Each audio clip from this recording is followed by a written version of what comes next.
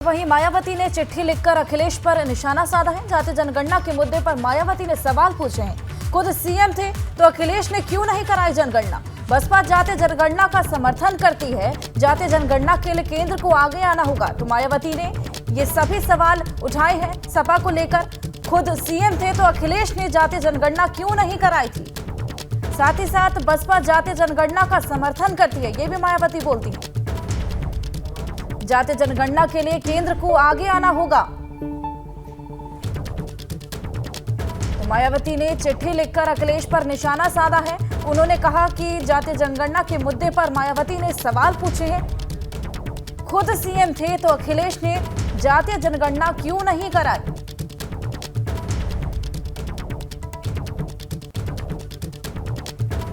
दो 2024 चुनाव को लेकर यूपी में जातीय जनगणना का मुद्दा गर्माता जा रहा है और इस बीच इस मुद्दे को लेकर सपा ने भाजपा के खिलाफ बड़ी तैयारी की है। यूपी में जातीय जनगणना के लिए आज से सपा का अभियान शुरू होगा। लोगों को जातीय जनगणना के बारे में समझाएगी सपा। आज और कल वाराणसी में सपा अभियान चलाएगी। साथ ही साथ 26 और 27 फरवरी को सोनभद्र, 28 फरवरी और 1 मार्च को मिर्जापुर, 2 और 3 मार्च को भदोही और 4 और 5 मार्च को प्रयागराज में संगोष्ठी होगी। और इसके तहत सपा नेताओं की तरफ से लोगों को समझाया जाएगा कि प्रदेश में इसकी जरूरत क्यों है और साथ ही साथ भाजपा इस मुद्दे से पीछे क्यों हट रही है। तो यूपी में जातीय जनगणना को लेकर बड़ा अभियान चलाने वाली है सपा। लोगों को जातीय जनगणना के बारे में समझाएगी। आज और कल वाराणसी में सपा का अभियान होगा। साथ ही साथ 26 और 27 फरवरी को सोनभद्र में सपा यह अभियान चलाने वाली है। तो 2024 चुनाव से पहले भाजपा के खिलाफ घेराबंदी की तैयारी में है सपा। तो आज से सपा का यह अभियान शुरू होने वाला है। कई जिलों में जाकर अलग अलग तारीखों में जनता को समझाया जाएगा कि आखिर जातीय जनगणना है क्या और इसकी जरूरत क्यों है और साथ ही साथ भाजपा इस मुद्दे से पीछे क्यों हट रही है।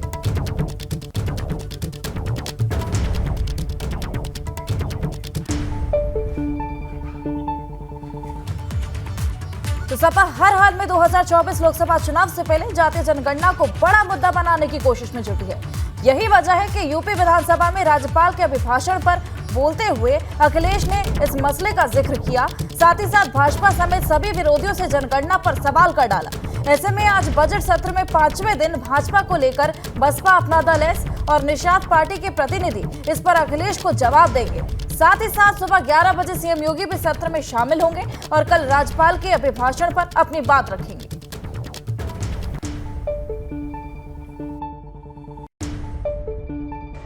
हम जितने भी विपक्ष के लोग हैं, हम सब जाति जनगणना चाहते हैं।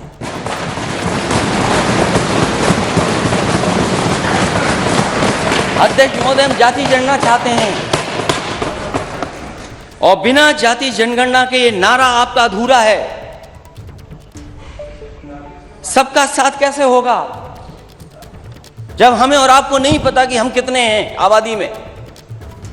सबका विकास कैसे करोगे आप? सबका विश्वास कैसे जीतोगे आप? और जब तक सबका प्रयास नहीं होगा ये प्रदेश आगे नहीं बढ़ेगा। दरअसल बजट पर चर्चा करते हुए अखिलेश यादव ने सरकार पर खूब हमला बोला। अखिलेश ने यहां वित्त मंत्री सुरेश खन्ना के शायराना अंदाज पर तंज कसा तो सीएम योगी को भी क्रिकेट की चुनौती दी, जिसके बाद हंगामा शुरू हो गया। शायराना अंदाज में हमला, 24 पूरा होगा बदला। योगी जी का बजट बना है यूपी की खुशहाली का, ये अद्भुत रंगीन करेगा आने वाली होली को। आपकी तुकबंदी ठीक नहीं। आंखों पर सियासत का असर देख रहे हैं, किस ओर लगी आग किधर देख रहे हैं। किसानों को बनाया हथियार, छुट्टा पशुओं के मोर्चे पर हुंकार। ये बताओ कहाँ है आपका 20,000 फंड किसान के लिए? पहले भी संकल्प पत्र के हमने 98% वादे पूरे किए। 98। 6,90,000 करोड़ के जिस बजट से सूबे की योगी सरकार यूपी को देश की सबसे बड़ी अर्थव्यवस्था बनाने का दम भर रही, उस पर अब अखिलेश यादव ने चौतरफा मोर्चा खोल दिया। क्योंकि गुरुवार को जब बजट पर चर्चा शुरू हुई तो अखिलेश यादव फुल एक्शन में नजर आए। अखिलेश ने वित्त मंत्री सुरेश खन्ना के शाराना अंदाज पर तंज कसा तो वित्त मंत्री भी मैदान में उतर आए और देखते ही देखते दोनों के बीच तीखी बहस शुरू हो गई। योगी जी का बजट बना है यूपी की खुशहाली का, ये अद्भुत रंगीन करेगा आने वाली होली को। वित्त मंत्री जी मुझे दिखाई दे गए तो शेर याद आ गया। आपकी तुकबंदी ठीक नहीं है। और मैं जब देखता हूँ नेता सदन को और यहाँ पे सदन में आंखों पर सियासत का असर देख रहे हैं, आंखों पर सियासत का असर देख रहे हैं, किस ओर लगी आग किधर देख रहे हैं। अखिलेश पूरी तैयारी करके आए थे। उन्होंने बजट पर हमला बोला तो साथ ही साथ इन्वेस्टर समिट में आए निवेश पर यह कहते हुए सवाल खड़े कर दिए कि ये सिर्फ आंकड़ों की बाजीगरी है, जमीन पर कुछ भी नहीं। अगर हम और आप जानना चाहें कि किन लोगों ने एमओयू किया है तो पूरी सूची नहीं मिल रही है। आखिर सरकार क्यों छिपा रही है? हमारे जितने माननीय सदस्य बैठे हैं उनके किसी डिस्ट्रिक्ट में कोई बड़ा इन्वेस्टमेंट नहीं आया। अखिलेश यही नहीं रुके, उन्होंने किसानों की दोगुनी आय और 14 दिन में गन्ना भुगतान के दावे से लेकर छुट्टा पशुओं तक के मुद्दे पर सरकार को घेरा। फसल तो किसान की है ही बर्बाद, लेकिन चलने वालों की भी जान जाती है। और पूरे देश में अगर एक्सीडेंट की वजह से और खासकर पशु जानवरों की वजह से अगर कहीं अध्यक्ष महोदय जान जा रही है तो वो उत्तर प्रदेश में जा रही, किसी और प्रदेश में नहीं जा रही है। सदन में बोलते हुए अखिलेश ने भाजपा के कई विधायकों को अपने निशाने पर लिया तो सीएम योगी भी तंज कसने का कोई मौका नहीं छोड़ते दिखे। अखिलेश ने पहले सीएम योगी की तरफ फुटबॉल से गोल दागा तो अगले ही पल इकाना स्टेडियम में क्रिकेट मैच का चैलेंज भी दे दिया। हमारे नेता सदन टीवी के सामने अकेले बैठ करके कुछ देख रहे थे। मैं नेता सदन को बताना चाहता हूं, फुटबॉल का मैच अकेले नहीं देखा करते, एक ग्रुप में बैठ करके देखते हैं। और अभी मैंने कुछ दिन पहले नेता सदन को एक दूसरा खेल खेलते देखा। अरे नेता सदन कैसे खिलाड़ी हो आप, 3 टप्पे के बाद गेंद पे नहीं मार पा रहे हो। लेकिन अखिलेश यादव की 1 घंटा 35 मिनट के हमले के बाद अब सबकी नजर सीएम योगी पर टिकी है, क्योंकि अखिलेश ने सत्ता पक्ष को कई मोर्चे पर चुनौती दी है। अब जवाब सीएम योगी को देना है, क्योंकि एक सवाल जातीय जनगणना का भी है, जिसको लेकर अखिलेश ने बड़ी हवा बना दी। Bureau report, ABP Ganga. UP विधानसभा के अलावा आज यूपी विधान परिषद में भी महाभारत होनी तय है, क्योंकि यहाँ राज्यपाल के अभिभाषण पर चर्चा हो रही है। ऐसे में आज सदन के अंदर स्वामी प्रसाद मौर्य अपनी बात रखेंगे, सरकार को घेरने की कोशिश करेंगे। वहीं विधान परिषद में नेता सदन केशव प्रसाद मौर्य भी जवाब दे सकते हैं। तो विधान परिषद में राज्यपाल के अभिभाषण पर चर्चा होने वाली है। आज सदन के अंदर स्वामी प्रसाद मौर्य बोलने वाले हैं। कई मुद्दों पर सरकार को घेरने की कोशिश होगी, स्वामी जवाब दे सकते हैं। साथ ही साथ विधान परिषद में भी आज हंगामे के आसार हो सकते हैं।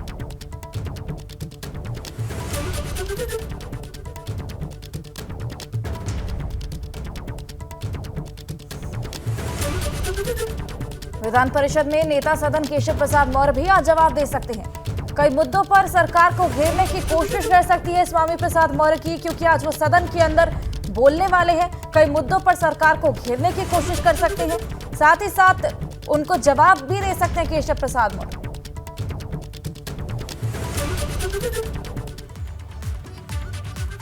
और चलिए आगे बढ़ेंगे। आज से कांग्रेस का 3 दिवसीय राष्ट्रीय अधिवेशन छत्तीसगढ़ की राजधानी रायपुर में होना है और अधिवेशन में पार्टी के भविष्य की रणनीति पर चर्चा होगी। कांग्रेस के करीब 15,000 प्रतिनिधि अधिवेशन में हिस्सा लेंगे।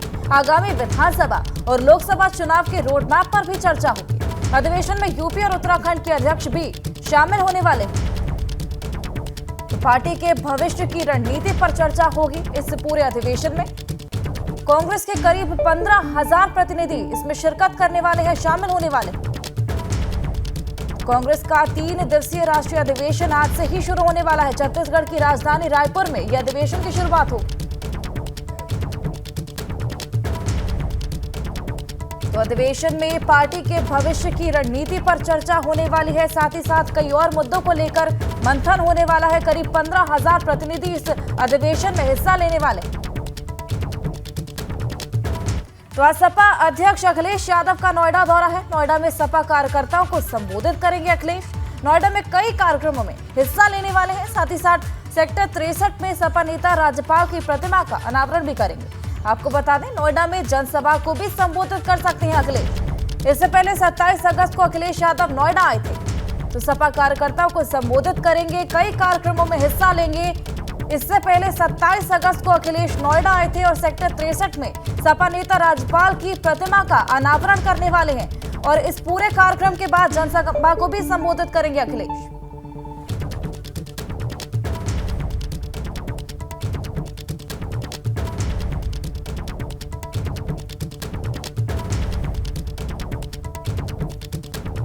नोएडा में कई कार्यक्रमों में हिस्सा लेंगे अखिलेश यादव।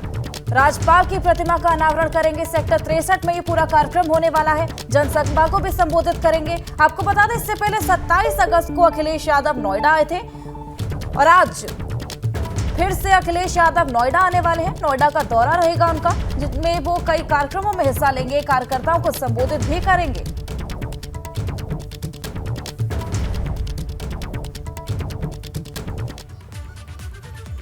तो कानपुर से खबर है, जेल में बंद सपा विधायक इरफान पर शिकंजा कसा है। आज से फास्ट ट्रैक कोर्ट में इरफान पर दर्ज केस की सुनवाई होगी। महिला के घर में आगजनी के मामले में इरफान पर सुनवाई होने वाली है। आज इरफान को जेल से कानपुर कोर्ट लेकर पहुंचेगी पुलिस और उन पर आरोप तय होंगे। सीसामऊ विधानसभा से 4 बार विधायक रहे इरफान सोलंकी और उनके सहयोगी पर चारों ओर से शिकंजा कसता जा रहा है और उसी कड़ी में जेल से कानपुर कोर्ट लेकर आज पुलिस उनको पहुंचने वाली है। जेल में बंद सपा विधायक इरफान पर लगातार, साथ ही साथ उनके करीबियों पर लगातार शिकंजा कसता जा रहा है। फास्ट ट्रैक कोर्ट में इरफान पर दर्ज केस में आज सुनवाई होने वाली है। महिला के घर आगजनी के मामले में इरफान पर आज सुनवाई होगी और उसी कड़ी में जेल से कानपुर कोर्ट आज उनको पुलिस लेकर पहुंचेगी, जहां पर वो सुनवाई में शामिल होंगे।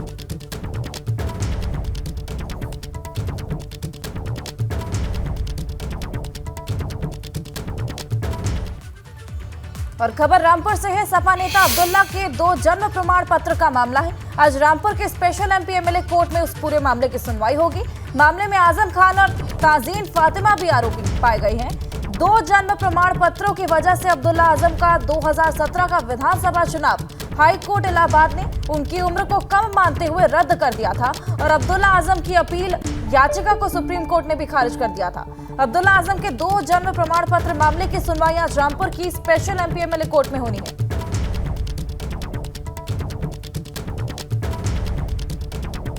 मामले में आजम खान और ताजीन फातिमा भी आरोपी पाए गए थे। जिस पूरे मामले में आज एमपी एमएलए कोर्ट रामपुर में ये पूरी सुनवाई होने वाली है। 2 जन्म प्रमाण पत्र मामले में ये पूरी सुनवाई होने वाली है।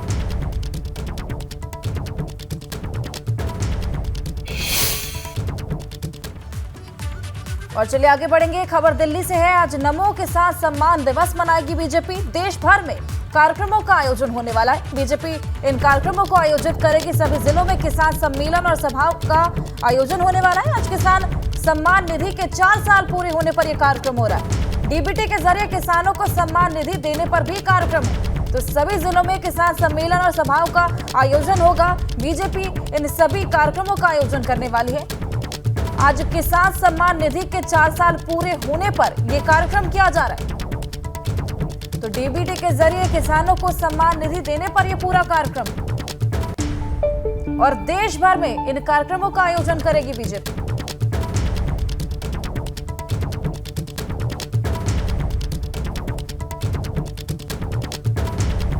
नमो किसान सम्मान दिवस आज मनाने वाली है बीजेपी, जिसके चलते देश भर में कार्यक्रमों का आयोजन होगा। सभी जिलों में किसान सम्मेलन और सभाओं का आयोजन किया जाएगा। कई कार्यक्रम होंगे। 4 साल पूरा होने पर यह कार्यक्रम किया जा रहा है। तो डीबीटी के जरिए किसानों को सम्मान निधि देने पर भी यह कार्यक्रम है।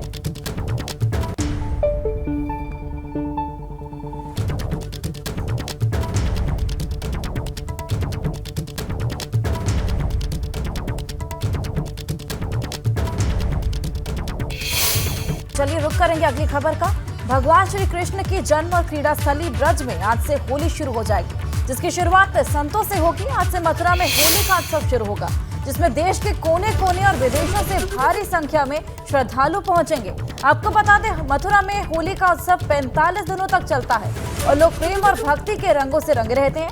यहाँ ब्रज के खास मंदिरों में अलग अलग तारीखों पर भव्य आयोजन होते हैं। तो 45 दिन तक ये पूरा उत्सव चलता है। सभी मंदिरों को भव्य रूप से सजाया जाता है। संतों की आज से होली शुरू होने वाली है। भारी संख्या में श्रद्धालुओं के पहुंचने की उम्मीद है। सभी मंदिरों को भव्य रूप से सजा दिया गया है। आपको बता दें, 45 दिन तक ये होली का कार्यक्रम वहां पर चलता है।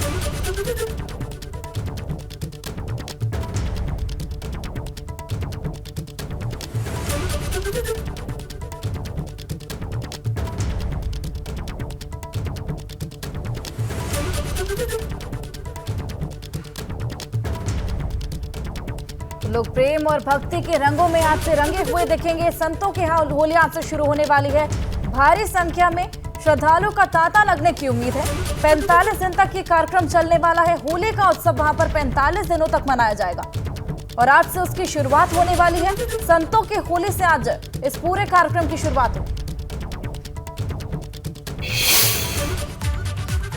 तो कानपुर पुलिस कमिश्नरेट में बड़ा फेरबदल हुआ है। कानपुर पुलिस कमिश्नरेट में कई आईपीएस अफसरों का ट्रांसफर हुआ है। सलमान ताज पाटिल बने हैं डीसीपी साउथ। प्रमोद कुमार को डीसीपी सेंट्रल जोन बनाया गया है। अब रविंद्र कुमार को ईस्ट जोन की कमान मिली है। डीसीपी हेडक्वार्टर रही रवीना त्यागी अब नई डीसीपी ट्रैफिक होंगी। तो कई आईपीएस अफसरों के ट्रांसफर किए गए हैं। कानपुर में सभी तबादले हुए हैं। सलमान ताज पाटिल डीसीपी साउथ बने हैं। रवीना त्यागी डीसीपी ट्रैफिक बनाई गई है। साथ ही साथ प्रमोद कुमार को डीसीपी सेंट्रल जोन बनाया गया और रविंद्र कुमार को अब ईस्ट जोन की कमान मिली है।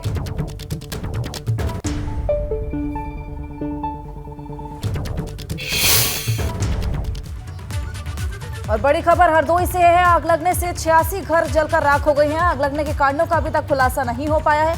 फायर ब्रिगेड के सहारे आग पर काबू पा लिया गया है। आग लगने से नुकसान के आकलन में प्रशासन फिलहाल जुटा हुआ है। कोतवाली थाना क्षेत्र के रामेश्वर पुरवा की पूरी घटना है। तस्वीरें आप देख सकते हैं। सीएम योगी ने भी इस घटना पर संज्ञान लिया है। तो आग लगने से नुकसान के आकलन में फिलहाल प्रशासन जुटा हुआ है। और लखनऊ में नगर निगम के डंपिंग यार्ड में आग लग गई है। आग से कई पुरानी गाड़ियां जलकर राख हो गई।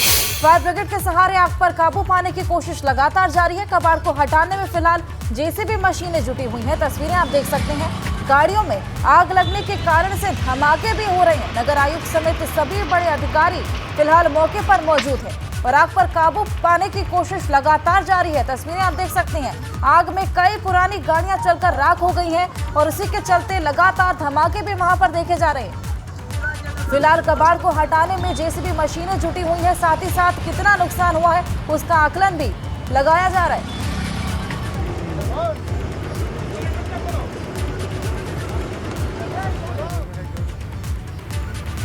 तो देखिए, तस्वीरें आप देख सकते हैं किस तरह आग पूरे जंगल ने पकड़ ली है। साथ ही साथ गाड़ियों ने भी पूरी आग पकड़ ली है। काले धुएं का गुब्बार आप देख सकते हैं।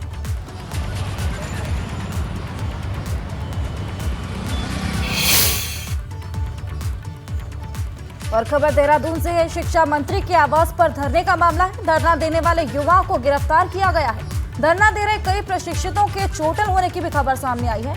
नाराज युवाओं ने शिक्षा मंत्री पर कई आरोप लगाए हैं। तो धरना देने वाले युवाओं को फिलहाल गिरफ्तार कर लिया गया है। शिक्षा मंत्री के आवास पर ये सभी धरना दे रहे थे, जिसके बाद इनकी गिरफ्तारी कर ली गई है। साथ ही साथ कई प्रशिक्षितों के चोटिल होने की भी खबर सामने आई है। आपको बता दें, नाराज युवाओं ने शिक्षा मंत्री पर कई आरोप लगाए। उसके बाद उनके आवास पर जाकर धरने पर बैठ गए, लेकिन उसके बाद उनकी गिरफ्तारी कर ली गई है। और इसी बीच प्रशिक्षितों के चोटिल होने की भी खबर सामने आई है। अब पुलिस गिरफ्तारी के बाद आगे की जांच पड़ताल में जुटी हुई है। धरना दे रहे कई प्रशिक्षितों के चोटिल होने, साथ ही साथ घायल होने की भी खबर आई है। नाराज युवाओं ने शिक्षा मंत्री पर कई आरोप गढ़े हैं। उनके आवास पर जाकर ये धरना प्रदर्शन कर रहे थे। कुछ तो ट्रीटमेंट करो।